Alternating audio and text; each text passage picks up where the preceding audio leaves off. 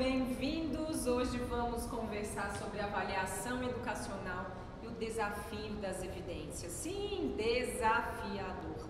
E vou dizer para vocês por que é desafiador, porque esquecemos como são as evidências.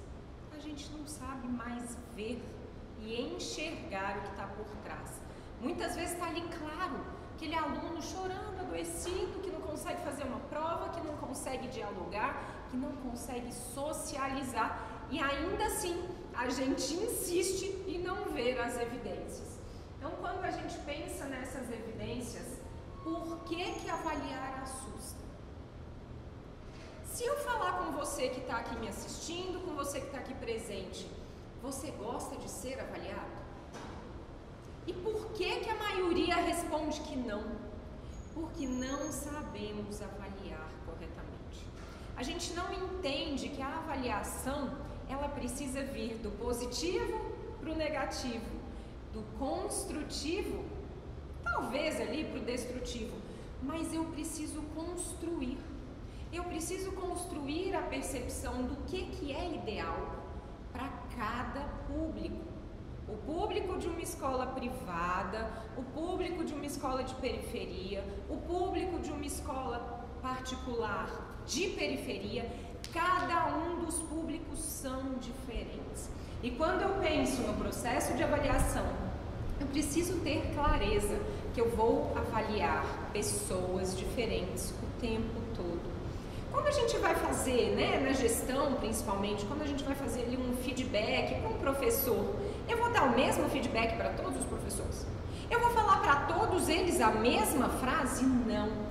A mesma coisa acontece na avaliação. Quando construímos um processo de avaliação, a gente precisa ter muita clareza que as evidências são sempre construídas. Como na música, do Arnaldo Antunes, da Marisa Monte, nesse corredor, portas ao redor. E quando eu penso nessas portas ao redor, não necessariamente são portas evidentes, são portas simples de se ver. E querem escolher uma só, querem ter clareza que só uma porta serve e não. Todas as portas podem me levar a caminhos diferentes, lugares diferentes, espaços diferentes, conquistas diferentes. Se eu escolho a porta A, será que eu vou chegar no mesmo lugar da porta B? Mas será que a porta A é mais adequada para mim do que a B?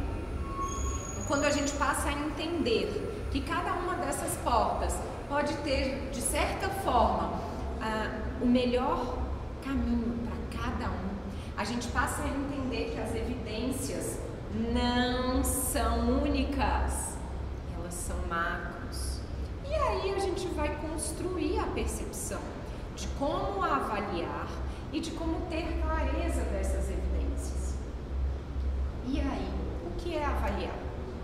Então, quando eu falo aqui que a avaliação é um processo, e é um processo que não é somente construído, mas ele é conquistado.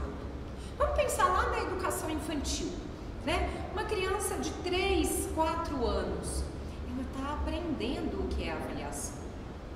O pai, a mãe, a professora, a própria escola de um modo geral, vai auxiliando nessa compreensão e construindo ou desconstruindo com aquela criança.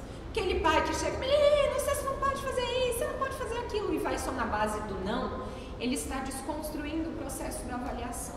Se ele chega para aquela criança, senta com ela e dialoga, fala o que esteve de certo, o que teve de errado, o que a gente pode construir, o que a gente pode compreender do que aconteceu, o que é mais coerente em todo esse processo. Eu vou construir um processo de avaliação com aquela criança. E ela vai crescer dentro de uma observação possível, real, mas mais do que tudo isso, ela vai crescer forte. Ela vai crescer preparada para os desafios. Por que será que tantas crianças e adolescentes estão com crise de ansiedade, atrás de crise, atrás de crise, atrás de crise? Por que será? Vocês já pararam para pensar por que quê? Por que de tantas situações? Por que de tantos constrangimentos? De tantas dificuldades para entender que eu sou diferente do outro e que está tudo bem? Por quê? Porque dentro do contexto familiar, esses adolescentes, essas crianças não conseguiram ter esse preparo, não conseguiram ter essa possibilidade de fortalecimento durante o período de pandemia, se enfraqueceram, perderam o poder de escuta e de escolha. E quando se viram retornando para a escola, falaram: eu vou extravasar. É aqui que eu vou colocar para fora tudo que ficou reprimido por 2 anos. É aqui que eu vou colocar para fora tudo que não funcionou por 2 anos. E aí começa a extravasar, começa a colocar para fora tudo aquilo que foi reprimido por 2 anos e que às vezes até estava reprimido em anos anteriores, mas que só veio à tona agora. Quando a gente pensa que se a gente souber avaliar, a gente vai criar um processo claro, não só das evidências, mas da clareza do que precisa ser feito para corrigir esse curso que não está indo para o lugar certo. Então, quando a gente entende, né, o que é o conceito de avaliação, a gente entende que ele está relacionado com ação e efeito de avaliar, ok, óbvio, mas que é um verbo de etimologia que se deve ao francês, évaluer, e que permite assinalar, presta atenção, assinalar, estimar, apreciar ou calcular o valor de algo. Eu não estou dizendo que vai estar sempre certo. Eu posso estimar, eu posso aproximar.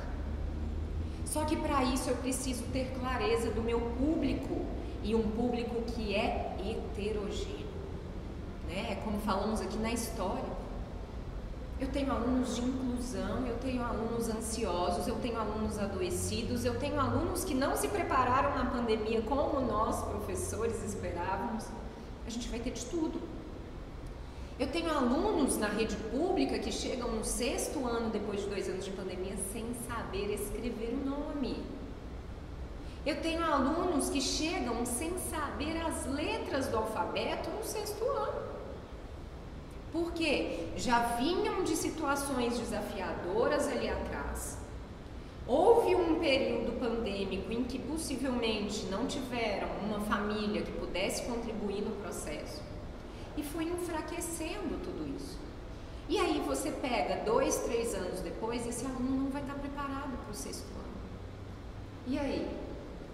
O que eu posso apreciar desse aluno? Como que eu posso preparar esse aluno para uma avaliação?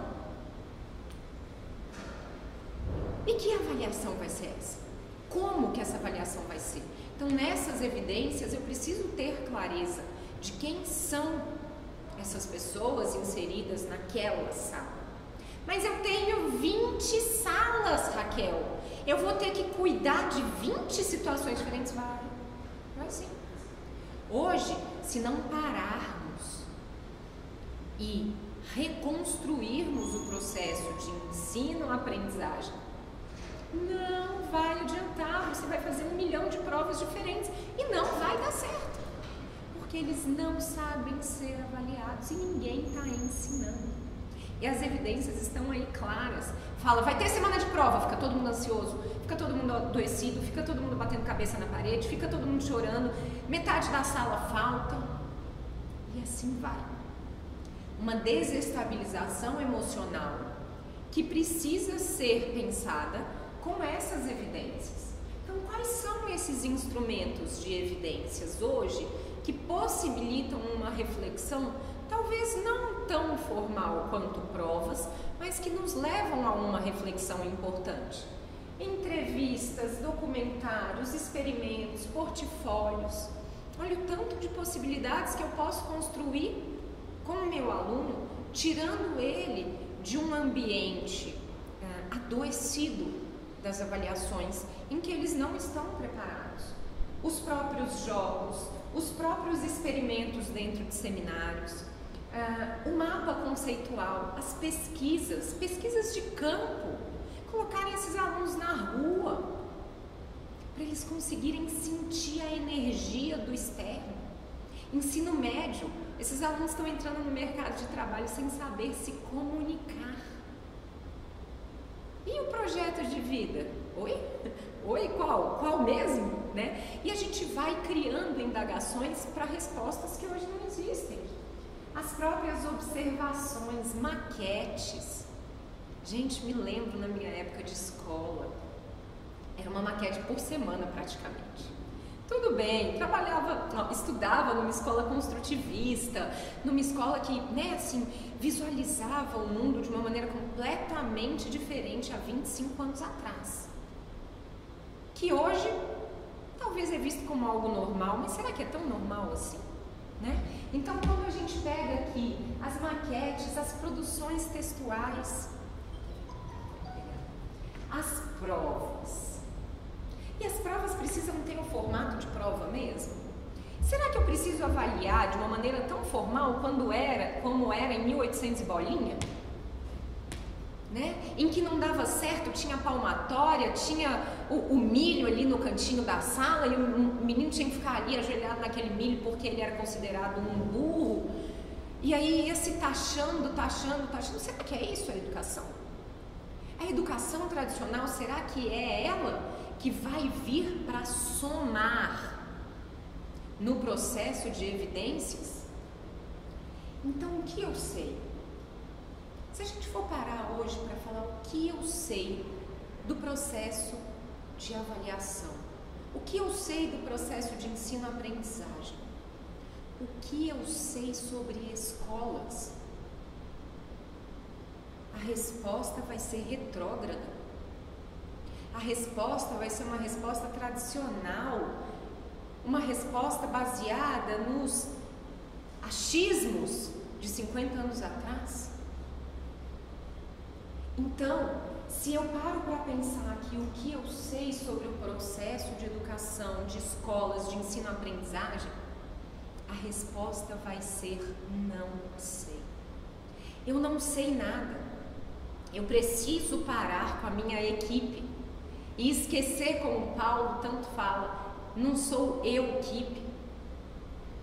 Nós precisamos construir no coletivo. Parar de achar que o diretor, que o coordenador, que alguém ali sabe mais. Ninguém sabe mais, está todo mundo afundando no mesmo barco. Mas você pode escolher estar no Titanic ou não, é uma escolha que você vai fazer, né? Enfim, estando no Titanic você já sabe o desfecho, né? O filme está aí passando e repassando, mas você pode indagar e sair dessa zona de conforto e pensar o que eu quero saber, o que eu quero construir na minha instituição, o que eu quero construir com o meu professorado e com os meus alunos. Vocês já fizeram uma escuta esse ano dos alunos de vocês? Vocês já perguntaram para eles o que eles querem? O que eles esperam da vida? O que eles esperam da instituição? Dos pais? Dos amigos? O que é esperado? Não se escuta mais. A gente esqueceu o poder da escuta em algum lugar no período da pandemia, ou talvez até antes dele, e a gente esqueceu a importância de criar reflexões acerca daquilo que a gente quer conquistar. É como Paulo falou, né? Citou ali sobre o planejamento reverso. O planejamento reverso, ele devia ser na vida, né? Eu vou do meu objetivo final construindo o que eu preciso fazer para chegar lá no meu objetivo final. Eu quero uma casa própria. É o meu objetivo final num planejamento reverso. Quais são os pontos que eu preciso fazer para ter a casa própria? Quanto de dinheiro eu vou guardar se eu ganho X, Y, Z? O que eu vou deixar de fazer para conquistar esse sonho? E hoje o imediatismo, ele tem um papel fundamental no processo da dificuldade do planejamento reverso. As pessoas estão muito imediatistas. A tecnologia trouxe isso. Eu não sei, eu procuro no Google lá vai ter uma resposta para mim. Então digita lá, quero uma casa própria, que eu quero ver se vai te dar a solução. Quero a escola ideal, digita no Google que eu quero ver se você vai ter a solução. Você vai ter 1 milhão e sei lá quanto de possibilidades de links para você clicar, que vão te levar ao que você quer saber, mas não a resposta. Você vai construir inúmeras e inúmeras reflexões e no fim você vai ficar exausto e não vai chegar em lugar nenhum, porque você vai estar ali como uma equipe. Volto a dizer, como Paulo tanto fala. Então, clareza das evidências. Eu tenho meu quebra-cabeça, ele está ali. Eu tenho 1000 peças. As 1000 peças precisam se unir. Não adianta eu ter um quebra-cabeça solto. Não adianta eu ter um monte de peças se elas não se unirem. E dentro das evidências, no processo de avaliação, eu preciso ter clareza de como começar o quebra-cabeça. Lá em casa a gente costuma começar os quebra-cabeças dividindo-os por setores. A cor tal, né? Ah, se é uma paisagem, então eu sei que o céu vai estar em cima, que a mata vai estar embaixo, a grama, sei lá. Né? Se é de cavalos, os cavalos vão estar ali mais ou menos centrais. Eu tenho as pontas do meu quebra-cabeça que vão sendo situadas ali, né, em volta de todo esse miolo. E eu vou planejar como montar esse quebra-cabeça. As evidências são isso. Eu tenho clareza de todas as peças. Eu tenho clareza. Evidências é isso, gente. Clareza das peças. Mas tenho desinteresse da equipe, dos pais, dos próprios alunos. Eu tenho o emocional abalado. Eu tenho as famílias despreparadas e que ninguém quer prepará-las. E eu tenho uma questão cultural. Eu estava vindo para cá hoje escutando, né, sobre a República. Quando a gente pensa em como que o Brasil foi construído, né, nós estamos lá atrás ainda. A gente não evoluiu. E se pegamos países aí que evoluíram culturalmente e dentro do processo de educação também, o que tem de diferente? Eles construíram como um objetivo final, no planejamento reverso, o que eles queriam alcançar em 15, 20, 25 anos. E trilharam culturalmente, transformando o processo, modificando esse processo. Então nós temos evidências claras que se continuarmos só vendo, sem realmente enxergar o que está por trás de todo esse processo, sem realmente enxergar que existe uma cultura do achismo dentro da educação, a gente vai permanecer adoecidos. Por que as pessoas não estão participando das ações, dos eventos, dos projetos escolares? Porque estão adoecidos. Não estão conseguindo enxergar que as coisas não funcionam. Não estão conseguindo enxergar que as coisas não caminham. Está todo mundo exausto do mesmo todos os dias. De chegar e falar, eu vou para a escola, mas eu vou chegar lá. Eu vou ter 30 alunos doentes. Mas eu vou ter mais um não sei o que. Aí começa a hiena, né? Ó céu, ó vida, ó azar. E vai naquela frustração ali. E não entende que precisa acordar e dar um passo diferente do anterior. E é nesse passo que eu vou começar a enxergar os nossos alunos como protagonistas nessas evidências. Eles hoje têm todo o potencial para transformar a nossa educação. Mas nós insistimos no quadro e giz. Nós insistimos nas carteiras enfileiradas. Nós insistimos que todos precisam ficar calados, que eles não têm voz ativa. E o que adianta a gente dizer para alguém das metodologias ativas? Não adianta nada. A gente nunca vai sair do lugar.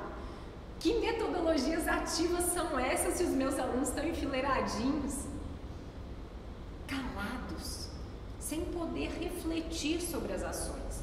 Então, quando a gente entende que o enxergar vai além de nós, são os nossos alunos que precisam começar a enxergar conosco, a gente vai começar a transformar o processo das evidências nas avaliações.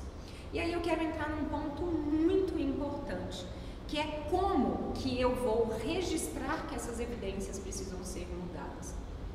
Como é que eu sei? O próprio Paulo, já falou aqui, eu preciso entender em que grau estão essas questões. São questões que estão sendo além do potencial dos meus alunos?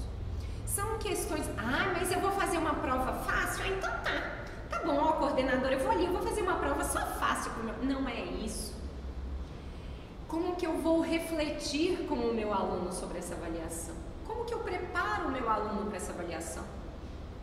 Se a gente parar tudo aqui agora e eu falar, sentem aí que eu vou avaliar vocês. É quase um quartel-general. A escola na avaliação.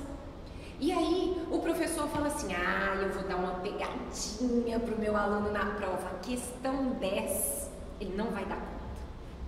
E aí ele já avisa antes da prova, fala, já vou deixar avisado aqui que vocês estão lascados, que eu deixei uma questão pra vocês cabeluda. Gente, o que é isso? Que mundo é esse que a gente vive?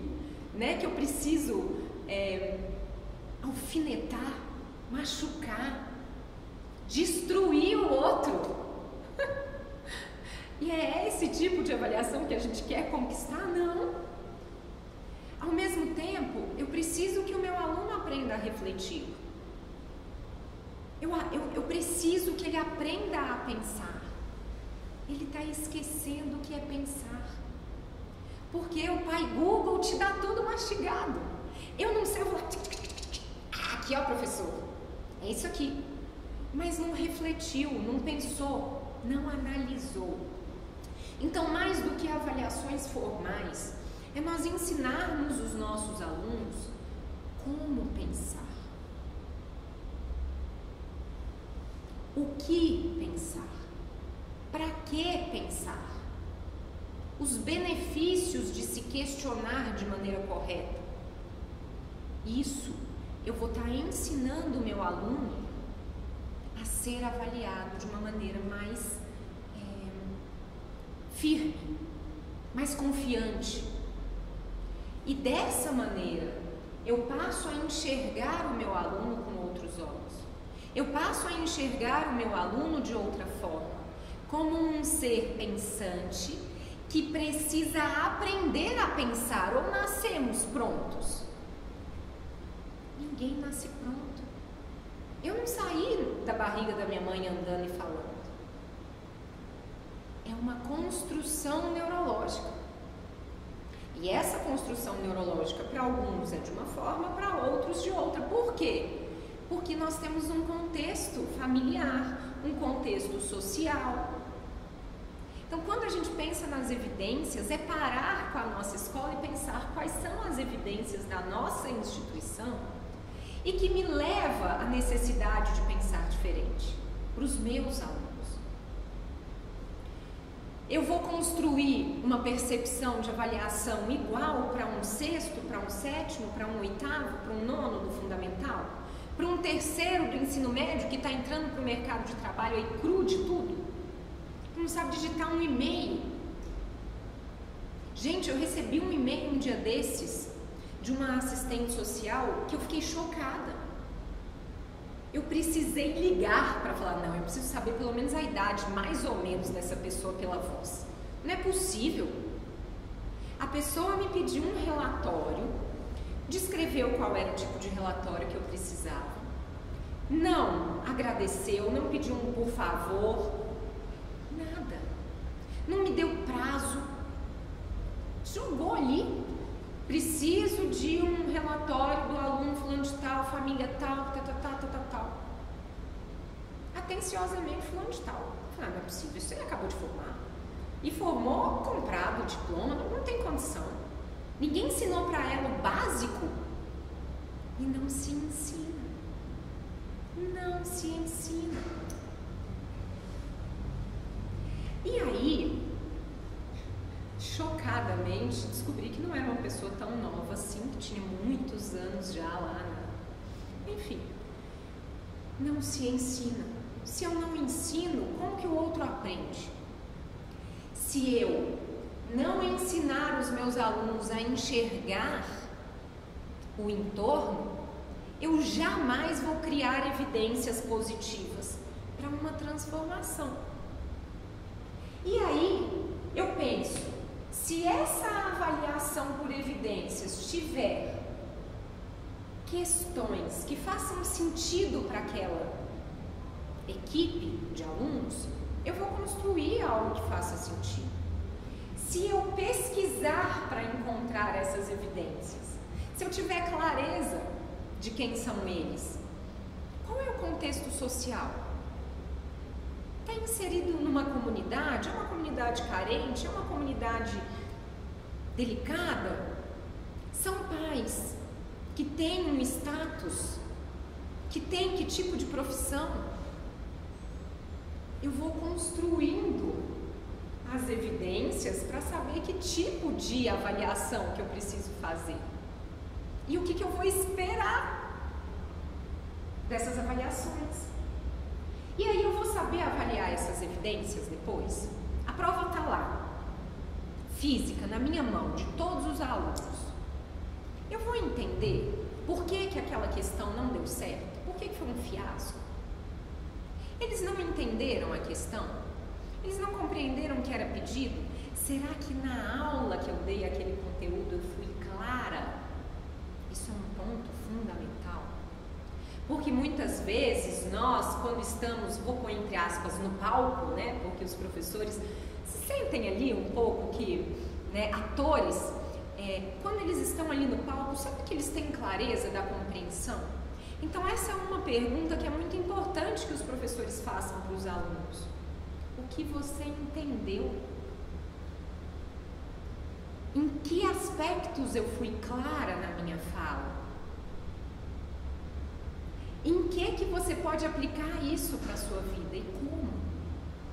Aí eu vou poder avaliar se as evidências não foram positivas de um lado ou do outro, ou se está ali no meio do caminho, né, na formação daquele ser. Porque muito daquilo que eu vivo e transmito vem daquilo que eu aprendo no meu social, no meu dia a dia. Família, amigos, na rua, jogando uma pelada. Enfim. Então essa construção vai criar a prática que eu preciso com as evidências corretas para a construção dessas avaliações. Eu vou desenvolvendo. Eu sempre falo assim, seus primeiros 6 meses na escola são experiência. Aí você começa a construir o seu legado ali dentro. Por quê? Porque meus primeiros 6 meses eu tô chegando no lugar. Eu tô começando a entender que lugar é esse. Eu tô começando a entender o que é cada uma dessas pessoas que estão aqui. É como na terapia. Você chega ali na terapeuta, senta ali e fala: eu não quero mais ter uma relação doente com meu marido, cansei. Aí a terapeuta fala assim: calma, ou você vai separar ou você vai ter que esperar aí no mínimo 6 meses para você começar a mudar.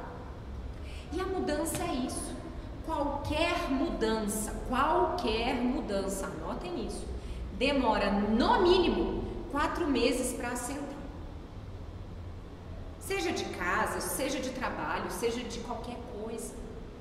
Até o carro novo, você vai sentir confiança nele mesmo depois de 4 meses. Porque um era câmbio manual, o outro é automático, a injeção é diferente, o espaço é diferente.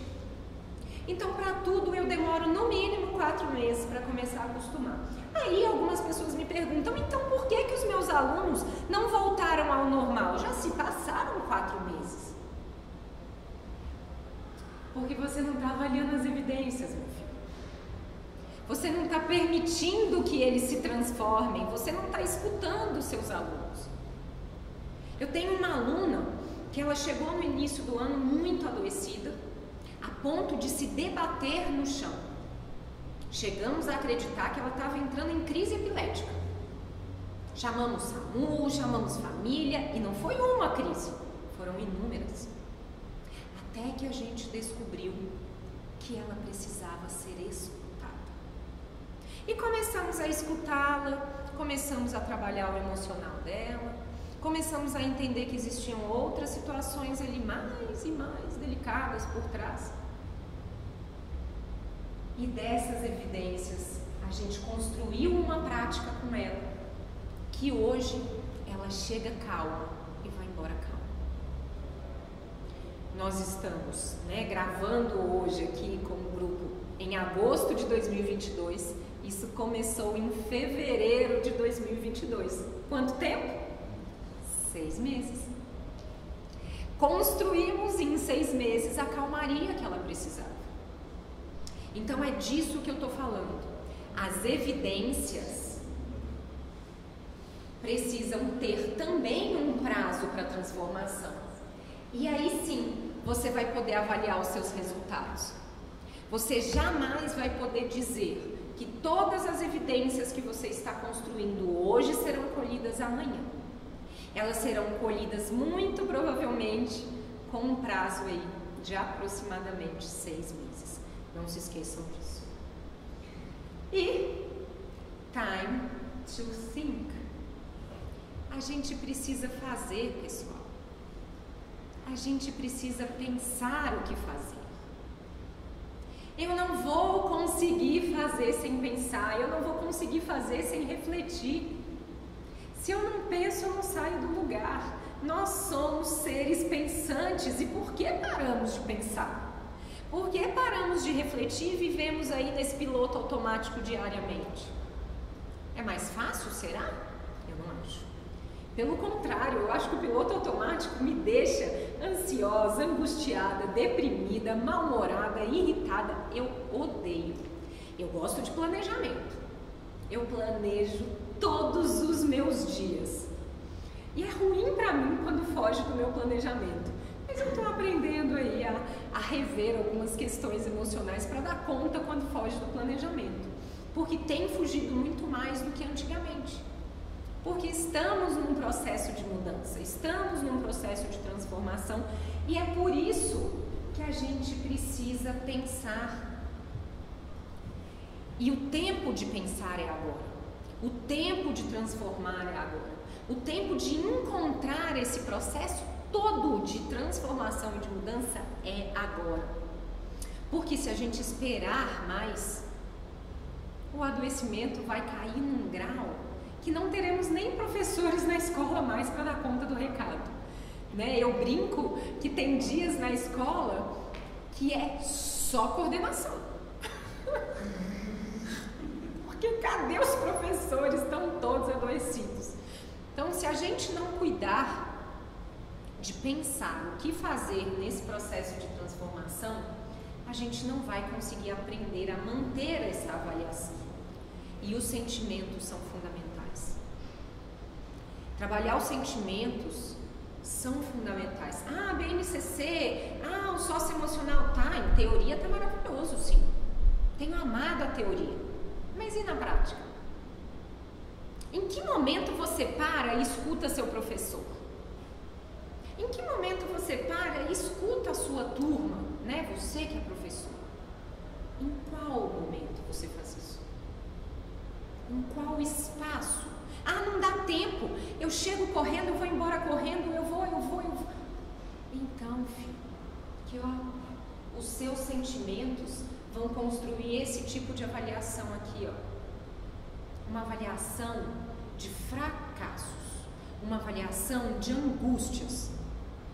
E como trabalhar os sentimentos? Tem Paulo, tem Marília, tem eu, podem nos chamar. A equipe estará com vocês para trabalhar os sentimentos na escola de vocês, se isso for um desafio para vocês. Mas se não for, comece agora. Escute. O melhor jeito de trabalhar inicialmente, se você tem alguma dificuldade, os sentimentos dos outros, é com uma escuta verdadeira. Né? Tanto se fala aí de empatia, pessoas têm que ser empáticas. Pelo amor de Deus, né? Que empatia é essa? Que você não consegue entender o outro, que o outro começa a falar e você, né, dá uma chave ali no cara e começa, não, porque você não está fazendo isso, você não está fazendo aquilo, mas você já tentou isso, você já tentou aquilo. Não se escuta, a pessoa só quer desabafar, né? É aquele professor que está ali do seu lado, você fala assim, nossa, eu tenho que corrigir 30 provas, eu estou tão cansado, mas eu tenho que corrigir 50, você tem que agradecer que você está corrigindo só 30. A pessoa tem o tempo todo a necessidade de mostrar que ela é melhor, entre aspas, do que o outro.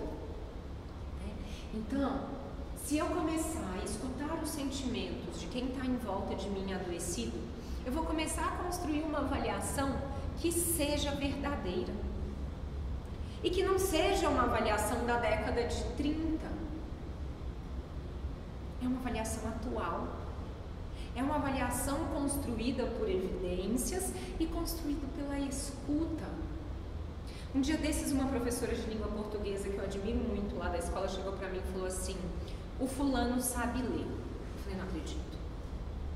Que até então acreditávamos que o fulano não sabia ler. Sabe, Raquel? Eu chamei ele na biblioteca, num horário que eu estava de modo, e eu entreguei um livro para ele que falava sobre algumas questões mais culturalmente apropriadas para a realidade dele. Falei, vamos ler juntos? E ele leu. Falei, você está me zoando, né? Não, ele leu um parágrafo inteiro. Ele deu uma gaguejada, eu não vou mentir para você não, mas ele leu. Aí pensei, opa, quais são os sentimentos desse menino que trava esse menino em sala? Por que que na biblioteca esse menino leu para a professora e em sala ele não abre a boca? E chamei a família. E aí fui entender um contexto familiar ali que eu não tinha percebido nos outros atendimentos a partir destes novos dados. E quem vai me dizer que isso não é uma avaliação? Eu acabei de avaliar esse aluno de uma maneira não tão formal, mas eu avaliei.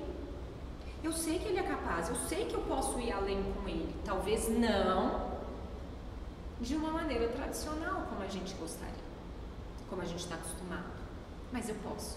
Então eu comecei a entender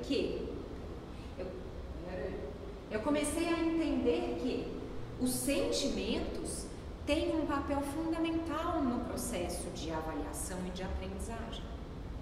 Um curso meu fala exatamente isso. Como que eu posso mapear os sentimentos do meu aluno para saber aonde que está o bloqueio na aprendizagem dele? Porque não necessariamente aquele aluno não aprende por questões cognitivas. E aí você começa a entender que o medo, a angústia, a insegurança, né? Em algumas famílias até mais violentas, o medo de apanhar, o medo do não, o medo de um grito, de uma represária, vai fazer esse aluno travar. Ele não vai sair do lugar. Não vai. Então, quando a gente vai trabalhando esse socioemocional de uma maneira verdadeira, a gente vai desenvolvendo com certeza absoluta avaliações por evidências, não necessariamente da maneira que a gente vem acostumado há tantos anos aí na nossa instituição Brasil, vou dizer, né? Instituição macro, porque não é somente nas escolas públicas ou nas particulares, é geral, é global, né? Acredita-se que a avaliação precisa ser formal, tradicional e doer, né? Se não doer, não serve, tem que doer. O menino tem que sair da prova ali falando, ai, eu não sei nada, eu fui muito mal, e qual questão que você fez? Ai, a minha foi a A, número 1. Ah, Então, assim, não é isso que a gente quer. A gente quer desconstruir isso, entendendo que é possível avaliar de outras maneiras, a partir das evidências e dos sentimentos que aquela instituição está construindo com a comunidade escolar. Por isso que é tão importante o projeto político-pedagógico ter realmente voz na nossa escola. É a partir dele que realmente a gente pode construir essas mudanças, possibilitar reflexões que tenham sentido para aquela comunidade. Tá bom? Aqui são os meus contatos, podem me chamar nas redes sociais, estarei sempre à disposição para vocês. E precisando, vem comigo que a gente fica de grudinho e a gente começa a transformar essa educação com cada passinho diferente que a gente for dando. Beijo e até a próxima!